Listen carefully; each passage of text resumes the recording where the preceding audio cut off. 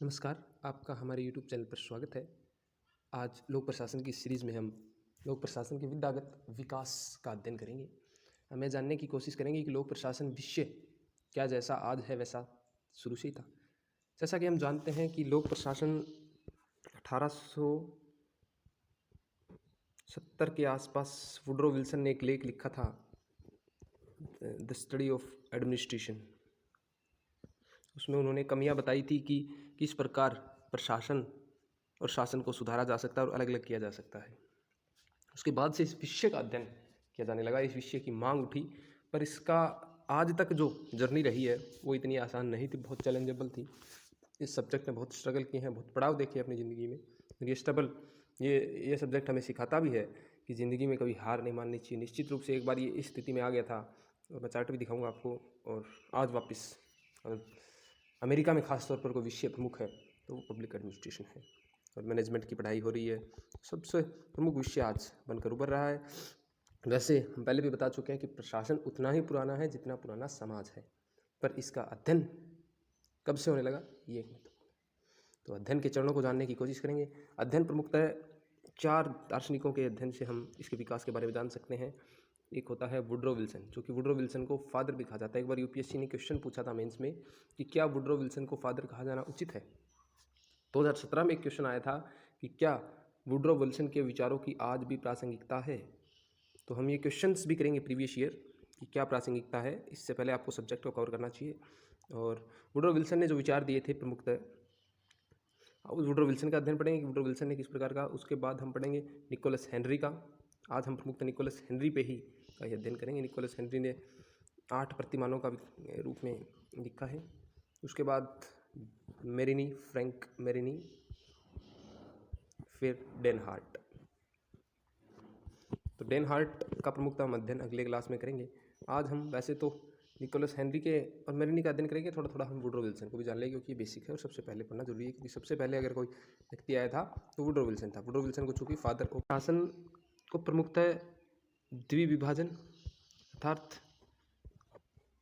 प्रशासन व शासन को अलग अलग कर देना चाहिए, क्योंकि शासन में जो विद्यमान प्रशासन में जो भ्रष्टाचार है, लूटमार है, वो शासन की वजह से हो रही है और प्रशासन इस वजह से अच्छा काम नहीं कर पा रहा है, इसलिए दोनों को अलग कर देना चाहिए। यानी एक उसने सिद्धांत दिया द्विविभाजन का, दोनों विषयों को अलग अलग अध्ययन करना चाहिए।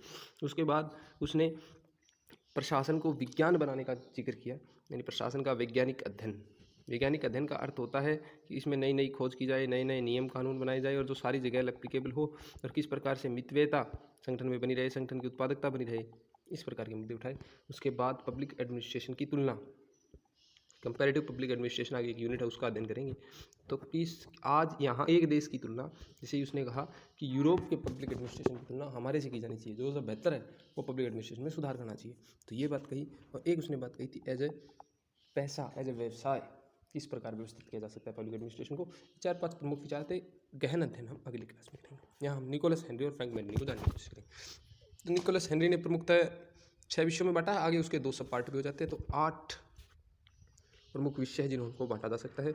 और निकोलस हेनरी ने जो विकास शुरू किया है वो 1900 से शुरू किया है, जबकि वुड्रो विल्सन ने जो विकास किया है वो 1887 से। एक्चुअली में वुड्रो विल्सन ने द्विभाजन की सिद्धांत दे दिया था, पर सर्वमान्य रूप से ये आया था 1900 में। हाँ, वुड्रो विल्सन को फादर कहा जाता है पब्लिक एडमिनिस्ट्रेशन का, इसको आप कृपया न भूलें। तो जो 2 विभाजन का चरण है वो 1900 से लेकर 1927 तक निकोलस हेनरी ने माना है। और 1927 का अर्थ ये हुआ कि इस 27 वर्षों में प्रशासन को 2 भागों में अध्ययन किया जाने लगा। प्रशासन, लोक प्रशासन को अलग और शासन को अलग। क्योंकि शासन होता है वो निर्भर करता है मूल्य पे, और ये नियम कानून तथ्य पे। प्रशासन निर्भर करता है नियम कानून तथ्य पे। वुड्रो विल्सन के अनुसार भी शासन का काम होता है नीतियाँ बनाना। उदाहरण के लिए आज भी जो कार्यपालिका प्रमुख है वो नीतियाँ बनाती है, लेकिन लागू कौन करता है उसे? प्रशासन। तो लागू करने वाला और नीति बनाने वाला दोनों एक एक नहीं होना चाहिए, अलग अलग संस्थाएं होनी चाहिए, ताकि दोनों अपना अच्छे रूप से प्रभावी रूप से कार्य कर सके। इस वजह से इसकी मांग उठी द्विविभाजन की, और ये 1927 तक चली। तो इसमें हम देख चुके हैं कि दोनों, यानी किस किस का द्विविभाजन, शासन और प्रशासन का, ये 1900 से लेकर 1927 तक चलने चला था। वैसे प्रमुखतः इसके बारे में एक किताब आई थी 1900 में गुडनाउ की, और वो किताब थी द पॉलिटिक्स एंड एडमिनिस्ट्रेशन। उसके बाद सिद्धांतों का स्वर्णिम काल। लोक प्रशासन शुरू में नेहा था, उसके बाद एकदम ऊंचा स्वर्णिम काल 1937 तक, यानी 10 वर्ष जो ये थे, ये स्वर्णिम काल माने जाते हैं। स्वर्णिम काल का अर्थ ये है कि इसने 2 सिद्धांत दिए थे। 2 सिद्धांतों पे पब्लिक एडमिनिस्ट्रेशन सब्जेक्ट अलग हुआ था, सब्जेक्ट बना था। वो सिद्धांत थे, एक तो वैज्ञानिक अध्ययन, यानी हर जगह जो इसके सिद्धांत है वो समान है। वो सिद्धांत दिए भी है, क्या क्या किसने दिए हम अध्ययन करेंगे कि हर जगह इसके सिद्धांत समान है। और एक मूल्य और तथ्य। तथ्य का अर्थ है कि ये नियम कानून पे काम करता है, विचारधाराओं के बीच में नहीं आता है। तो ये 2 सिद्धांत थे और 1937 तक ये स्वर्णिम काल था। अर्थात इस दौरान अनेक चिंतक आए जिन्होंने अनेक सिद्धांत दिए। उसमें से प्रमुख थे टेलर, लुथर, गुल्लिक, फेयोल, उर्विक, रिले, जिसमें फेयोल ने दिया पोस्टफोरम का सिद्धांत, गुल्लिक ने प्रत्योजन, समन्वय और गैंगप्लैंक, अनेक ऐसे सिद्धांत दिए। हम एक एक थिंकर को आगे पढ़ेंगे। तो अनेक ऐसे सिद्धांत दिए जो पूरी दुनिया में मान्य हो गए थे, जिससे पूरी दुनिया की संगठन की उत्पादकता बढ़ रही थी। निश्चित रूप से जब उत्पादकता बढ़ रही है और ये नियम हर जगह लागू हो रहे हैं तो ये विज्ञान हो गया। 1937 तक ये बात मानी जाने लगी ठोस रूप से कि एक विज्ञान है, विज्ञानवाद है। अलग अलग अध्ययन किया तो उत्पादकता बढ़ी और केवल नीति निर्माण का कार्य ही शासन द्वारा, जबकि नीति क्रियान्वयन का कार्य ही प्रशासन द्वारा किया जाने लगा, जिससे विभाजन बढ़ा। तो दोनों सिद्धांत कारगर थे 1937 तक। चुनौती का काल, अब से लोक प्रशासन की जिंदगी में दुख आने शुरू हो गए थे। चुनौती का काल चला 1937 से लेकर 47 तक और इस चुनौती के काल में लोक प्रशासन को काफ़ी कुछ सहना पड़ा। यानी इसके जो दोनों ये थे ना सिद्धांत, इसको चुनौती दी थी।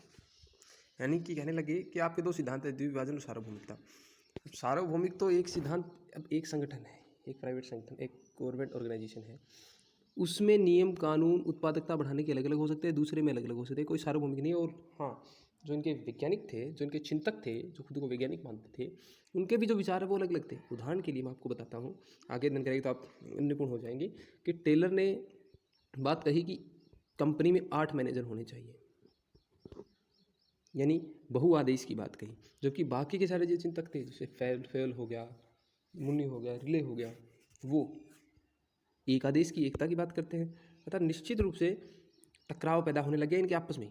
तो एक तीसरे कोई दार्शनिक ने आके, चिंतक ने आके ये बात कह दी कि तुम तो आपस में लड़ रहे हो, तो तुम्हारा ये सिद्धांत कहाँ तक सही है, तुम एक बार डिसाइड कर लो। फिर इनके आपस में होने लगी। तो ये चुनौती का काल था पब्लिक एडमिनिस्ट्रेशन के लिए। दूसरा, 2 विषयों पे, 2 बातों पे बात चल रही है। दूसरा है नीति, अलग अलग मूल्य तथ्य पे आधारित ना हुए एक ही काम। अभी जो नेता होता है उसको जटिल कार्य बढ़ते जा रहे थे प्रशासन में, इसलिए उसको नीति निर्माण का उतना अध्ययन नहीं होता। आज भी आप देखेंगे तो नीति निर्माण का काम कौन करता है, जैसे ये DC लेवल को मानता हूँ, तो सेक्रेटरी लेवल आता है और यहाँ डिपार्टमेंट आता है। तो मंत्रालय डायरेक्टली रूप से नीति नहीं बनाता, वो उसको डाटा आंकड़ा हेल्प की जरूरत होती है, और वो हेल्प कौन करता है, सेक्रेटरी। यानी मंत्री को हेल्प करता है सेक्रेटरी। और मैं ये कहूँ कि असली रूप मंत्री तो ऊपर ऊपर से बताता है, उसको नियम कानून ढांचा सब कुछ कौन पहनाता है, सेक्रेटरी पहनाता है। तो हम ये कह सकते हैं कि नीति अगर जब बनाने में सेक्रेटरी का हाथ है, तो फिर नीति अगर बनाने में सेक्रेटरी का हाथ है, तो फिर कैसे कह सकते हैं कि अलग अलग विषय हैं, क्योंकि नीति निर्माण वो भी कर रहे हैं और नीति क्रियान्वयन में कई बार नेता भी साथ दे देते हैं। तो अलग अलग विषय कैसे हुए, तो शासन के अंदर ही पढ़ना चाहिए भी। और एक मूल्य और तथ्य से अलग अलग रहना, इस पर भी आलोचना हो कि कोई भी एक अगर अधिकारी है तो उस अधिकारी के विचार अलग अलग स्थान पर अलग अलग हो सकते हैं, वो तथ्य मूल्यों में ढुल सकता है। उदाहरण के लिए एक DC है, उसके जानकार उसके पास आ गए, तो वो क्या करता है, नियम कानूनों से ऊपर उठकर उनकी मदद करने की कोशिश करता है। जनरली मैं केस बता रहा हूँ।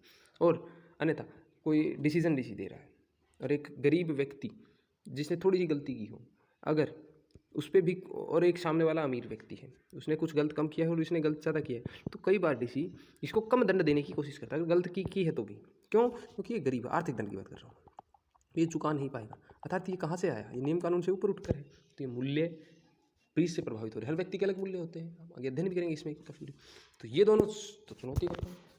उसके बाद 1947 से 50 तक संकट, पहचान का संकट। तो ये सिद्धांत उखड़ रूप के आने लग गए थे और कई दार्शनिकों ने किताबें लिखी, उसमें साफ बता दिया कि पब्लिक एडमिनिस्ट्रेशन कम से कम अलग सब्जेक्ट तो नहीं है। इसमें से साइमन की किताब आई, the proverbs of administration behaviour. इन किताबों के बाद पब्लिक एडमिनिस्ट्रेशन में धक्का सा लग गया और पब्लिक एडमिनिस्ट्रेशन एक बार फिर से इस स्थिति में आ गया। अर्थात आप पब्लिक एडमिनिस्ट्रेशन को सब्जेक्ट मानते ही नहीं थे, इसलिए पब्लिक एडमिनिस्ट्रेशन के जो चिंतक थे उन्होंने भागना शुरू कर दिया दूसरे विषयों की ओर, क्योंकि पब्लिक एडमिनिस्ट्रेशन 2 विषयों से मूलतः बना था। वैसे तो अनेक विषय थे इसमें, मुख्यतः 2 विषयों से बना था, एक था प्रबंध और एक था राजनीतिक विज्ञान पोल साइंस। तो 1947 से 50 तक इसका पहचान का संकट, और 1950 से 70 मतलब पोल साइंस, और 56 से 70 एज ए मैनेजमेंट। तो पहले पोल साइंस की तरफ भागे, फिर मैनेजमेंट की तरफ इसके चिंतक, और बोला आप हमें शरण दे दीजिए, बेरोजगार हो गए, तुम्हें आपकी शरण की जरूरत है। इस वजह से एक काफ़ी भयंकर संकट पैदा हो गया। भाई जो विषय अलग था वो आज विषय दूसरों विषयों की तरफ उसके थिंकर जा रहे हैं, विचार वहाँ से ले रहे हैं, तो निश्चित रूप से संकट का काल था और सब्जेक्ट यहाँ गिर चुका था। उसके बाद इन दोनों विषयों से बहुत कुछ इस विषय ने लिया। तो जब लोक प्रशासन राजनीतिक विज्ञान और प्रबंधन की तरफ गया तो इसने वहाँ से भी कुछ लिया, और ये बताता है कि हम जिंदगी में जहाँ भी स्थिति में है उस स्थिति में हमें हार नहीं माननी चाहिए, निश्चित रूप से वहाँ से कुछ सीखना चाहिए। तो यहाँ से इसने क्या सीखा?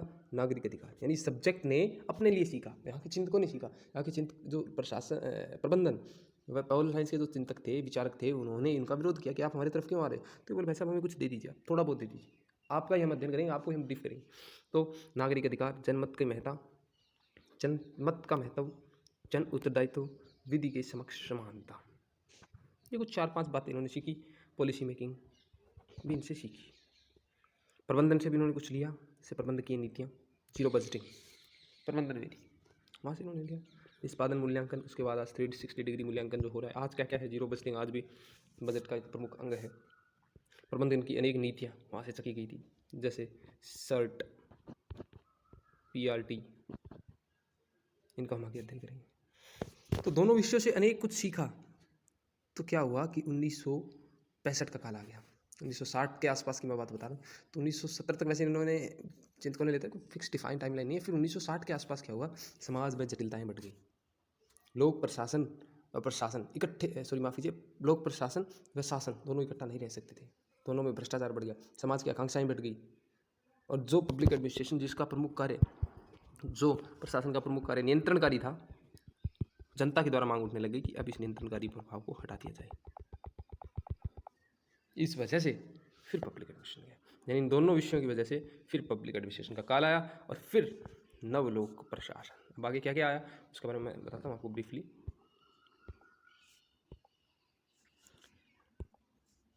फिर नवलोक प्रशासन NPA आया। सबसे पहले देखो ओल्ड पब्लिक एडमिनिस्ट्रेशन था, पुराना लोक प्रशासन, फिर नवलोक प्रशासन। उसके बाद एक पब्लिक चॉइस थ्योरी, उसके बाद आई आपकी NPM। ये बहुत महत्वपूर्ण है, ये जैसे शब्द हैं जो आपको हर क्वेश्चन में आगे यूज़ करने हैं, और डायरेक्टली इनसे क्वेश्चन आते हैं इन्हीं शब्दों से। NPM के बाद यहाँ नियो पब्लिक एडमिनिस्ट्रेशन में, मैं ये अगले चैप्टर में लेक्चर में आपको अच्छी तरह ब्रीफ कर दूँगा कि क्या क्या क्या है। यानी इस प्रकार से नई नई टेक्निकें आने लग गई, जैसे गुड गवर्नेंस आने लग गया, न्यू पब्लिक सर्विसेज आने लग गया।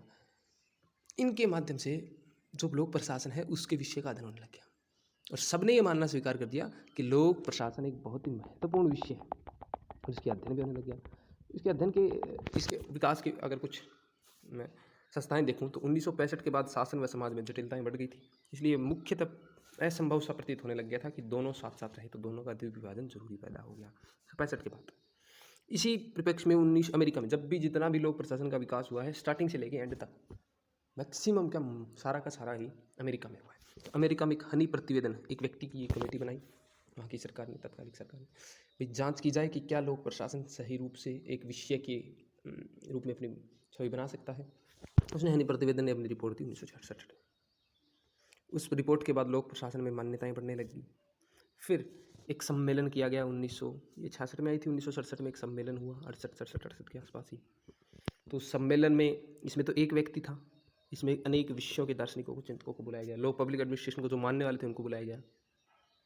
इसके बाद एक फिलाडेल्फिया सम्मेलन हुआ, इनको भी हम आगे अध्ययन करेंगे। फिर मिन्नोब्रुक सम्मेलन आया, जहाँ से नवलोक प्रबंधन आया है, नवलोक प्रशासन आया है।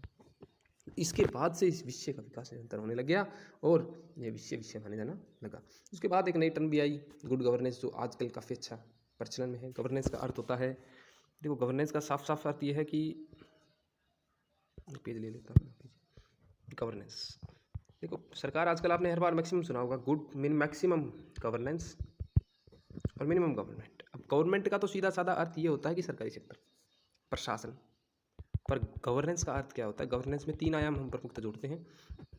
एक होता है शासन प्रशासन, गवर्नमेंट कह सकता हूँ मैं उसको, शासन प्रशासन। दूसरा प्रमुखतः होता है आपका सिविल सोसाइटी यानी समाज, एनजीओ हो गए। सिविल सोसाइटी जब भी आ जाए आपको एनजीओ ध्यान आ जाना चाहिए, एनजीओ सेल्फ हेल्प ग्रुप, अध्ययन करेंगे क्या है। उसके बाद आता है बाजार यानी प्राइवेट पार्टनर, पीपीपी। तो ये तीनों की भागीदारी ही गवर्नेंस है। तो सरकार आज के युग में ये चाहती है कि इन तीनों की भागीदारी बढ़ा दी जाए, प्रशासन, सिविल सोसाइटी और बाजार की, और ये गवर्नेंस है। तो इसका काल आया, बाजारवाद बढ़ने लग गया, तो आगे आगे अध्ययन करेंगे कि क्या क्या क्या होने लग गया। उसके बाद एनपी आया, एनपी में सब कुछ अध्ययन करेंगे अगले लेक्चर में। तो इस प्रकार से निकोलस हेनरी ने ये ग्राफ दिया है। तो हम क्या कह सकते हैं कि ग्राफ जो बना है वो किस प्रकार बना, नीचे गिरा, या आप नई खोज है ऐसा कुछ अगर आप पेपर में करके आते तो निश्चित रूप से आप इसको लाभ मिलता। तो एक बार सब्जेक्ट था,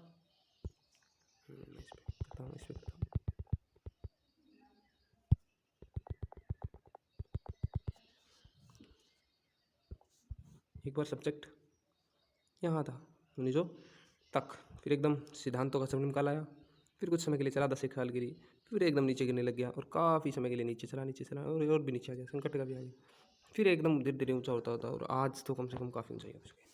तो आज का परिप्रेक्ष्य है, ये शुरू का है और ये बीच का है।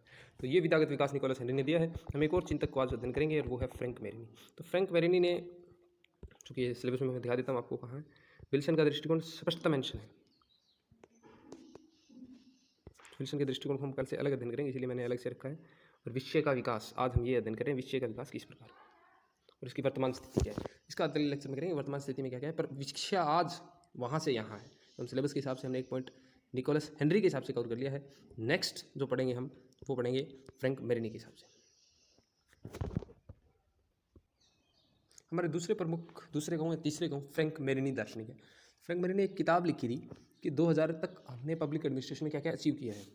तो इसने एक पहचान का संकट पब्लिक एडमिनिस्ट्रेशन 2000 इस नाम से एक पुस्तक लिखी। यानी 100 वर्ष में लगभग 1990 से माना जाता है, तो 2000 तक इस पब्लिक एडमिनिस्ट्रेशन ने क्या क्या अचीव किया इसके बारे में इस रिपोर्ट में लिखा हुआ था। तो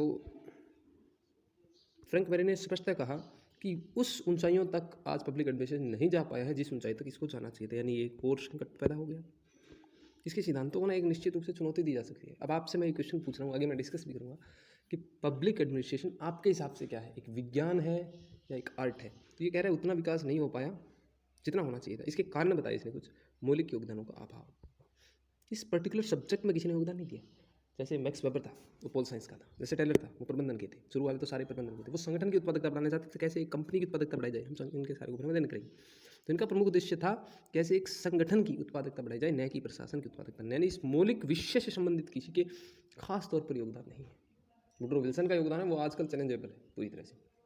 तो इसमें एक समस्या आती है सिद्धांतों की बहुलता पर स्पष्टता। बहुलता सिद्धांत बहुत है, आगे आप अध्ययन करेंगे तो पता चलेगा बहुत काफ़ी सिद्धांत है, 30-35 सिद्धांत दे दिए हैं किसी किसी ने। तो पर सिद्धांत तो बहुत है, पर स्पष्ट डिफाइन एक भी नहीं है। जैसे प्रत्योजन कह दिया तो प्रत्योजन कहाँ महत्वपूर्ण है ये नहीं बताएगा। ये निश्चित रूप से संकट की बात है। उसके अलावा ऐसेगत स्थिति का अभाव, सिद्धांत व्यवहार अंतक्रिया का अभाव, यानी क्या एक दूसरे की इंटरलिंकिंग नहीं है सिद्धांत। जैसे कोई कह देता है कि एक का आदेश लो, कोई कह देता है आदेश की बहुलता। आगे सिद्धांतों के बारे में पढ़ेंगे तो इनके सिद्धांतों में अंतक्रिया का अभाव है, इस वजह से समस्या पैदा हुई। और राजनीति और नौकरशाही का संबंध, ये कहते हैं अलग अलग हो, लेकिन आज भी राजनीति और नौकरशाही कहीं ना कहीं लिंक है एक दूसरे से। राजनीति पूरी तरह से तटस्थता न तो बना सके और न बना सकते, फायदा ही नहीं है। क्योंकि एक जब नेता, काम कौन करेगा डायरेक्टली रूप से, जिम्मेदार कौन, देखो काम करता है ये नेता है और ये एक अधिकारी है। मैं डीएम को ही लेके चल रहा हूँ, ये डीएम है। तो नेता का काम होता है, जवाबदेह कौन है, नेता। पावर यूज़ कौन करता है, प्रशासक। नेता के बिहाफ पे पावर यूज़ कर रहे हैं ना, तो मंत्री के बिहाफ पे मैं कह सकता हूँ इसको थोड़ा। अब मंत्री, नेता, राजनेता की बात सरकार ये नहीं मानेगा तो कहाँ पर तो इसकी यूज़ कर रहा है, जवाबदेही तो इसको देनी पड़ेगी और यूज पावर का बेनिफिट ये ले रहा है, तो समस्या पैदा होगी ना। इसलिए इनकी बात माननी पड़ती है इसको निश्चित रूप से। अभी जब बात मानेगा तो राजनीतिक का निर्णय भी इसको करते हुए करने पड़ेंगे। और राजनेता आजकल पता ही आपको किस बात से इन्फ्लुएंस होता है, इसीलिए आजकल राजनीति और अपराधियों का गठजोड़ हो रहा है। ये भी क्वेश्चन है, हम अध्ययन करेंगे। तो इस प्रकार से इसने लिखा कि किस प्रकार फ्रैंक मेरिनी ने सिर्फ ये बताया कि 2000 तक क्या क्या रहा और इसका आगे भविष्य में क्या हो सकता है इसके बारे में लिखा। भविष्य ने इसने कहा बहुत ऊँचा है, क्योंकि ये आज विषय कई आयामों को छू रहा है। आर्थिक, सामाजिक, सामाजिक इस प्रकार से जैसे नवलोक प्रबंध है वो कल्याणकारी राज्य की बात करता है, नवलोक मैनेजमेंट है वो बाजारवाद की बात करता है, गुड गवर्नेंस है वो समाजवाद की बात करता है। तो सामाजिक, राजनैतिक से तो संबंधित है, आर्थिक, सांस्कृतिक कई पहलुओं से लिंक्ड है। तो ये कई विषयों का एक विषय बनकर उभर रहा है। तो ये कहता है फ्रैंक बार्नी कि अगली शताब्दी में इसका भविष्य बहुत उज्जवल हो, यानी 2100 तक ये विषय प्रमुखतः पूरे विषयों में प्रमुख विषय बन चुका होगा। ये बात कही, इसीलिए मैं आपको कह रहा हूँ इस विषय को लेकिन नाले अच्छी तरीके से अध्ययन करें, निश्चित रूप से इसमें कामयाबी, क्योंकि आजकल इसमें डॉक्टरेट पीएचडी वगैरह भी होने लगे, भारत देश में भी काफ़ी ज़्यादा मान्यता दी जाने लगी, न केवल भारत में पूरे विश्व में। तो इसने विकास के चरण बांटे, इसने तो एक किताब लिखी थी उसका अध्ययन कर लिया। अब इसने क्या क्या विकास के चरण बांटे, इसने विकास के प्रमुखतः 4 चरण बांटे हैं। 1887 से लेकर 1944 तक शास्त्रीय प्रशासक।